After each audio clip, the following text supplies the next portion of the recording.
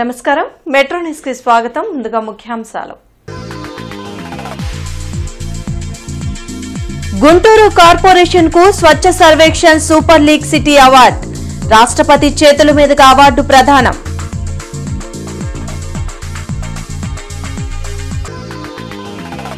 రెండు 2029 నాటికి ఏపీని పేదరహిత రాష్ట్రంగా మార్చడమే చంద్రబాబు లక్ష్యం.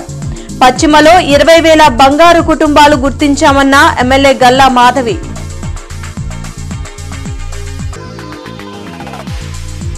పోలీస్ అధికారులను మాఫియా డాన్లతో పోల్చడం మాజీ సీఎం జగన్ కు తగదు. ఏపీ పోలీస్ అధికారుల సంఘం అధ్యక్షులు శ్రీనివాసరావు.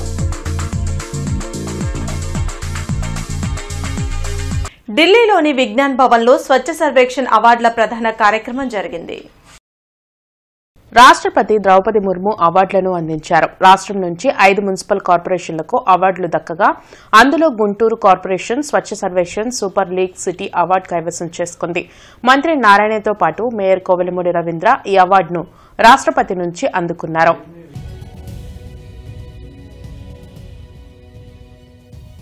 लीग की तीसरी श्रेणी थर्ड कैटेगरी में 50,000 से लेकर 3 लाख तक जनसंख्या वाले शहर शामिल हैं.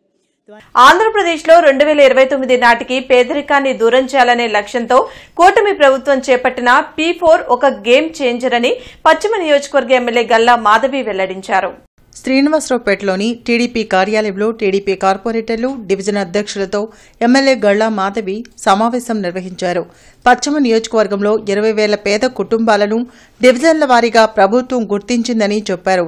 ఆ కుటుంబాలను దత్తత తీసుకుని మార్గదర్శులను గుర్తించి వారికి అవగాహన కల్పించాలని ఎమ్మెల్యే సూచించారు. ముఖ్యమంత్రి నారా చంద్రబాబు నాయుడు తీసుకొచ్చిన ఈ కార్యక్రమానికి వ్యక్తులు, సంస్థల నుంచి మంచి స్పందన వస్తోందని సంతోషం వ్యక్తం చేశారు. P4 విధానం ద్వారా రాష్ట్రంలోని పేదరికాన్ని నిర్మూలించడానికి సమాజంలో ఉన్నత స్థితిలో ఉన్న వ్యక్తులు, పేదరికంలో అట్టడుగు ఉన్న పేదలను దత్తత తీసుకుంటే పేదరికం నిర్మూలించబడుతుందని ఎమ్మెల్యే గల్లా మాధవి తెలిపారు. మున్సిపల్ ఇంజనీరింగ్ వర్కర్స్ సమ్మె కారణంగా నగరంలో నీటి సరఫరా నిలిచిపోవడంతో ప్రజలు అల్లాడుతున్నారు. స్తంభాలగరులోని మహిళలు మున్సిపాలిటీ నీరు గత 5 రోజులుగా రావడం లేదంటూ మండిపడ్డారు. స్థానికంగా ఉన్న బోర్లు కూడా చెడిపోయాయని, మున్సిపాలిటీ నీరు రాక తమ దైనందిన పనులు చేసుకునేందుకు అవస్థలు పడుతున్నామని చెప్పారు. అధికారులు వెంటనే స్పందించి మంచినీటి సరఫరాను పునరుద్దరించాలని కోరారు. అసలు రాట్లా వాళ్ళు ఎందుకు బంద్ చేశారంటగా మున్సిపాలిటీ వాళ్ళు, అది అక్కడ ఉడుకొని తింటున్నారంట వాళ్ళు. ఏ గీగలు ముసురుకొని రెండు బిందులు తెచ్చుకొని కాలం గడుపురా. ఏం చేస్తాం, ఇక ఊరంతా పోయి వాళ్ళని అడగటమే. వాళ్ళు ఏం చేస్తే అది. నీళ్లు రావట్లేదు, 4 రోజుల నుంచి 5 రోజుల నుంచి బాధపడుతూనే ఉంటారు. అది అసలు సంగతి. నీళ్లు రావట్లేదు, అక్కడక్కడ తెచ్చుకుంటున్నారు. ఇచ్చిన వాళ్ళు ఏమంటున్నారు, మీకు వస్తాయి కదా నీళ్లు అని అంటున్నారు. మీకు ఉండే కదా, వాళ్ళేమో ఉప్పు నీళ్ళు తాగుతారు, మాకు మంచిలు కావాలి కదా. అందుకని నీళ్ళకి ఇప్పుడు 5 రోజుల నుంచి బాధపడతానే ఉండాలి. నీళ్లు మోటార్లు ఉంటేనేమో మోటార్లో పట్టుకోనీరు, మాకు ఇవి వస్తేనే పట్టుకోవాలి, లేకపోతే ఇంకా వాళ్ళ కాడ తెచ్చుకొని పట్టుకోవాలి. అది నీళ్ళు వస్తేనేనండి మాకు, నీళ్ళు లేకపోతే మాకు గడవదు. ఇవి వస్తేనే మేము పని చేసుకోవాలిగా, ఏ ఉన్నా లేకపోతే నీళ్లు ఉండాలిగా. అది అర్హత ఉన్న పేదలు ఇళ్ల స్థలాలకు దరఖాస్తు చేసుకోవచ్చని ప్రభుత్వ చీఫ్ విప్ జీవి ఆంజనేయులు అన్నారు. వినుకొండలో జీవి మీడియాతో మాట్లాడారు. గ్రామాల్లో 3 సెంట్లు, పట్టణాల్లో 2 సెంట్లు ఇళ్ల నిర్మాణం కోసం ఇవ్వనున్నట్లు వెల్లడించారు. గ్రామ, వార్డు సచివాలయాల్లో దరఖాస్తులు ఇవ్వాలని జీవి పేర్కొన్నారు. అర్హత ఉన్నవారికి కొత్త రేషన్ కార్డులతో పాటు పింఛన్ కూడా ఇచ్చేందుకు కూటమి ప్రభుత్వం నిర్ణయించిందని తెలిపారు. ఈరోజు ఇళ్ల స్థలాలు లేనటువంటి వాళ్ళు పేదలు చాలామంది ఉన్నారు.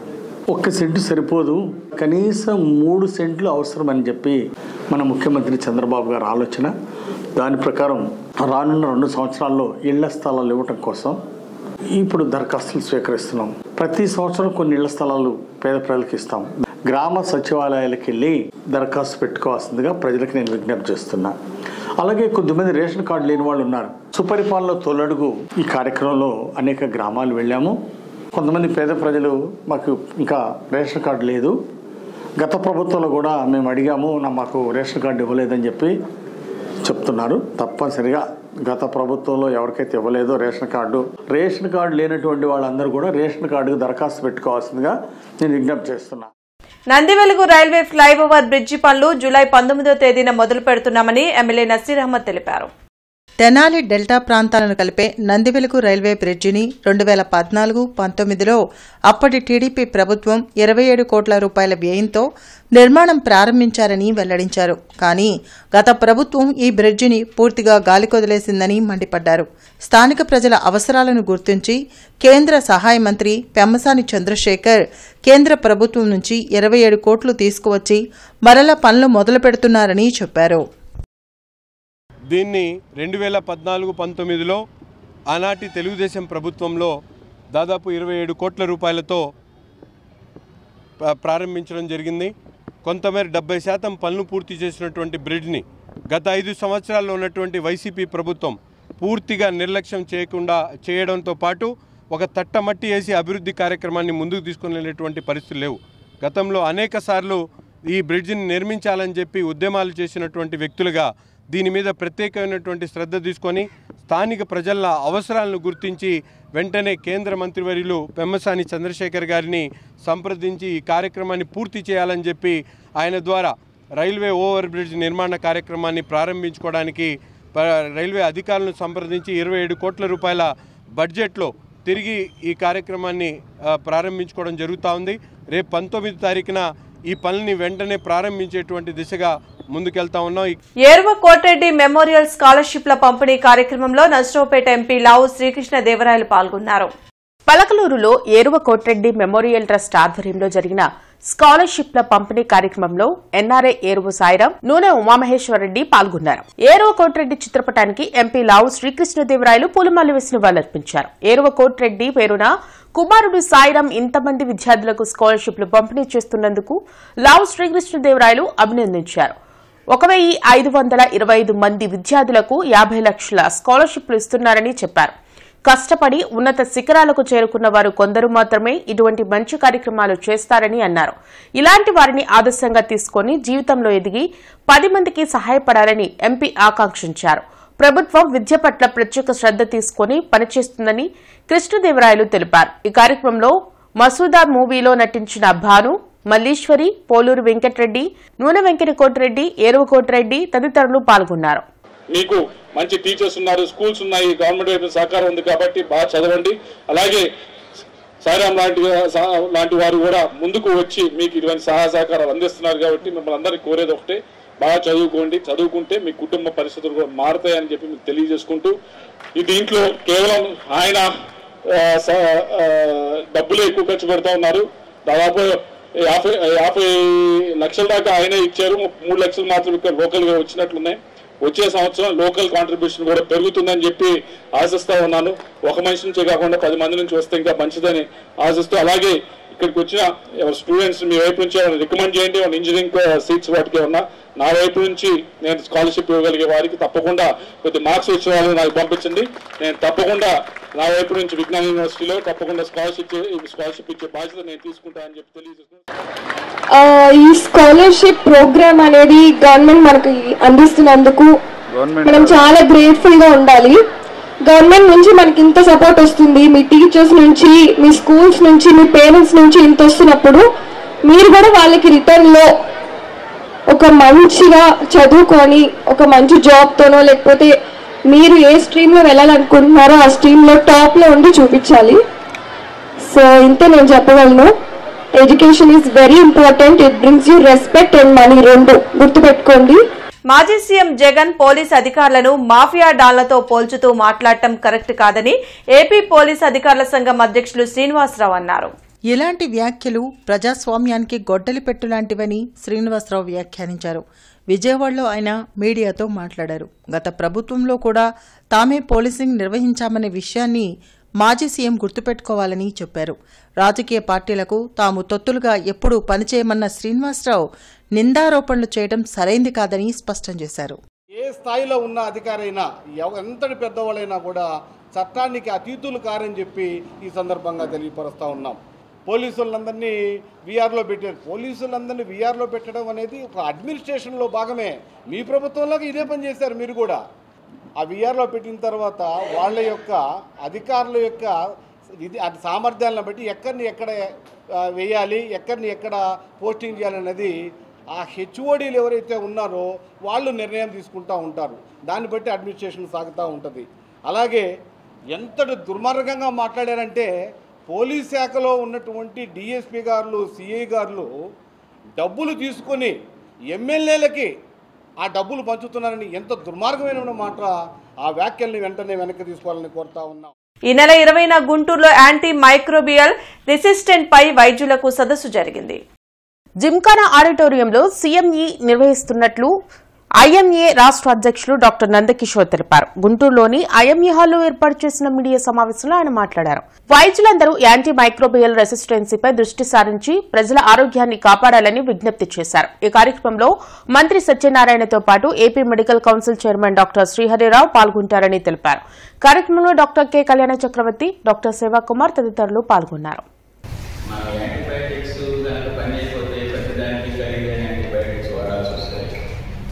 మధ్యతరగతి, తెలుగు తరగతి ప్రజలకే కాకుండా జీడిపి మీద కూడా కంట్రీస్ చాలా ఉంటాయి.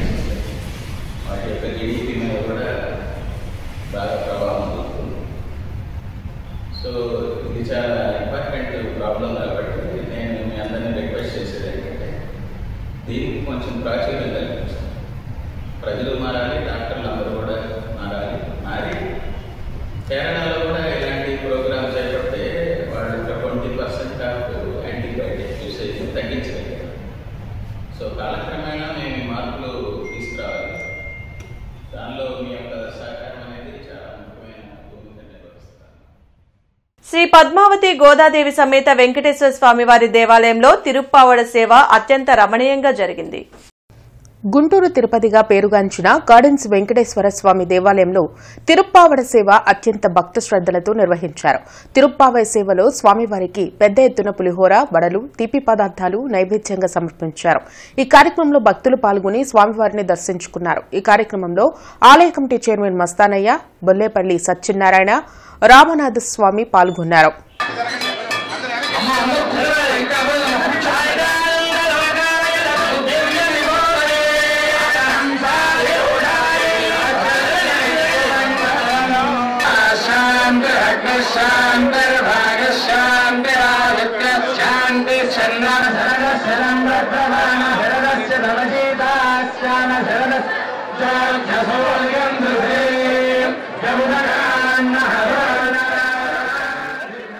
సత్తెనపల్లి నియోజకవర్గం రాజుపాలెంలో సుపరిపాలనలో తొలి అడుగు కార్యక్రమం కొనసాగుతుంది.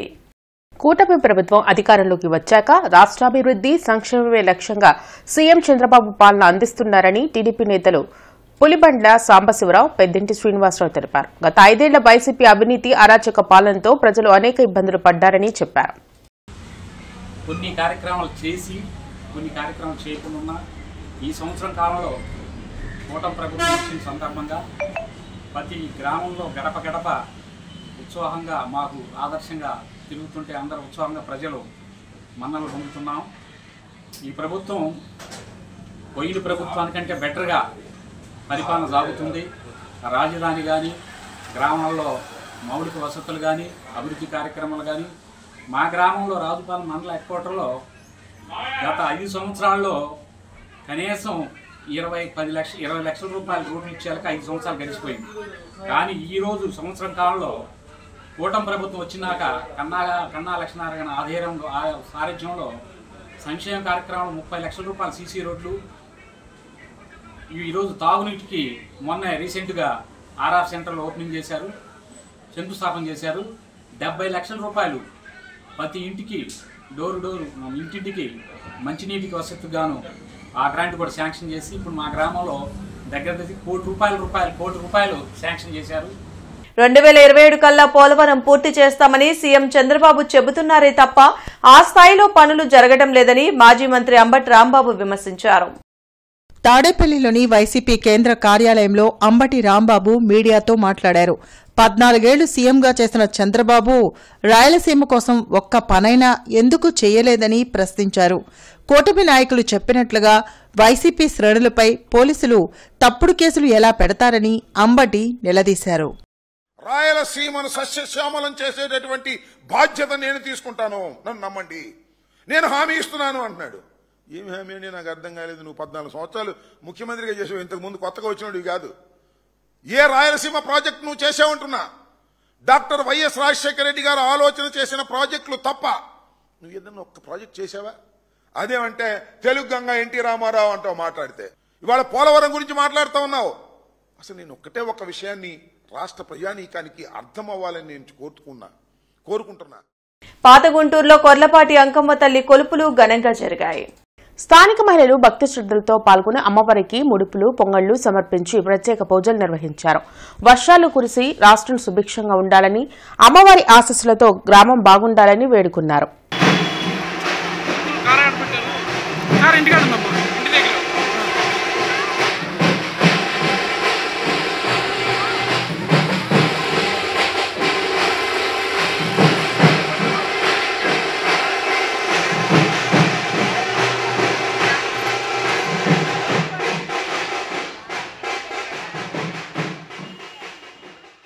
భీమసేన సేవాదళ ఆధ్వర్యంలో కారంచేడు మృతవీరుల 40వ వర్ధంతి కార్యక్రమం లాడ్జి సెంటర్లో జరిగింది. భీమసేన్ సేవాదళ్ వివిధ దళిత సంఘాల ఆధ్వర్యంలో కారంచేడు మృతవీరుల 40వ వర్ధంతి కార్యక్రమం నిర్వహించి నివాళులర్పించారు. ఈ సందర్భంగా దళిత సంఘాల నేతలు గుండాబత్తిని శ్రీనివాసరావు, బడ్లబూడి స్టాలిన్ మీడియాతో మాట్లాడారు. 1985 జూలై 17న అగ్రవర్ణాల దాడిలో దళిత వీరులు అసలు బాసారని వెల్లడించారు. మాలా మాదిగలు ఒక్కటిగా ఉంటే తమ హక్కులను సాధించుకోవచ్చని తెలిపారు. ఈ కార్యక్రమంలో భీమసేన సేవాదళ నాయకులు నల్లపు నీలాంబరం, చిన్నం, డేవిడ్ విలియమ్స్, అనిల్, విజయ్, జల్ది రాజమోహన్ పాల్గొన్నారు. ఇప్పటికైనా దళితుల మీద, దళిత బహుజనుల మీద జరుగుతున్న దాడుల్ని, రోజు రోజుకి జరుగుతున్న దాడుల్ని ఖండించాలి. ఆ దాడులకు వ్యతిరేకంగా ఉద్యమించాలి. ఆ విధంగా బాబాసాహెబ్ అంబేద్కర్ వెలుగులో, ఆయన సిద్ధాంత వెలుగులో ఏకైక మార్గం బాబాసాహెబ్ అంబేద్కర్ మార్గమే. ఈరోజు దళితుల స్థితిగతుల్ని దిశని మార్చేది బాబాసాహెబ్ అంబేద్కర్ యొక్క మార్గమే. ఆ మార్గంలోనే ప్రయాణించి మన హక్కులను సాధించుకుంటూ ఇలాంటి దాడుల్ని తిప్పికొడుతూ మనం ముందుకెళ్లాలని ఈ సందర్భంగా మాలలను టార్గెట్ చేస్తా ఉన్నారు ఈ రాజకీయ పార్టీలు కూడా. ఒక పక్క జగన్మోహన్ రెడ్డి గారు వదిలేశారు, ఒక పక్క టీడీపీ వదిలేసింది. మీరు వదిలేస్తే మేము ఇదే అవలా. మాకు భారత రాజ్యాంగం ఉంది, మా హక్కులు మేము కాపాడుకుంటాం. మాతో పాటు 10 మంది కులాలను కూడా కాపాడుకునే దమ్ము మాలలకు ఉందని మీ అందరూ చెబుతూ, మరి ఈ సమావేశం వచ్చిన అందరికీ మీ అందరికీ జై భీమ్, జై భీమ్. సమాజ శ్రేయస్సు కోసం పనిచేసే పాత్రికేయులకు మెరుగైన వైద్య సేవలు అందుబాటులో ఉండాలని ఏపీయూడబ్ల్యూజే నాయకులు అన్నారు. లలిత సూపర్ స్పెషాలిటీ హాస్పిటల్ ఏపీయూడబ్ల్యూజే సభ్యులకు అందిస్తున్న ప్రత్యేక హెల్త్ కార్డులను తెనాలి నియోజకవర్గంలో 63 మందికి పంపిణీ చేశారు. ఈ హెల్త్ కార్డుల ద్వారా రాయితీతో కూడిన వైద్యం చేయించుకునే అవకాశం ఉందని చెప్పారు. ఈ సందర్భంగా లలిత సూపర్ స్పెషాలిటీ హాస్పిటల్ యాజమాన్యానికి ఏపీయూడబ్ల్యూజే నేతలు కృతజ్ఞతలు తెలిపారు.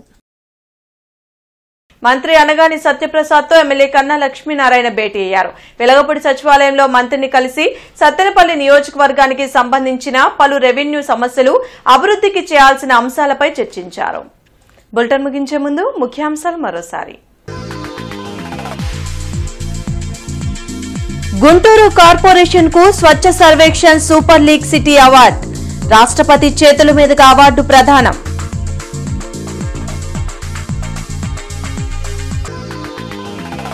రెండు 2029 నాటికి ఏపీని పేదరహిత రాష్ట్రంగా మార్చడమే చంద్రబాబు లక్ష్యం. పశ్చిమలో 20,000 బంగారు కుటుంబాలు గుర్తించామన్న ఎమ్మెల్యే గల్లా మాధవి.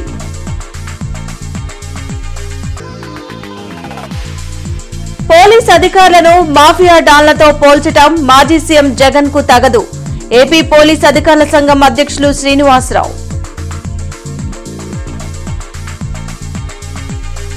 ఈ వార్తలు ఇంతటితో సమాప్తం. నమస్కారం.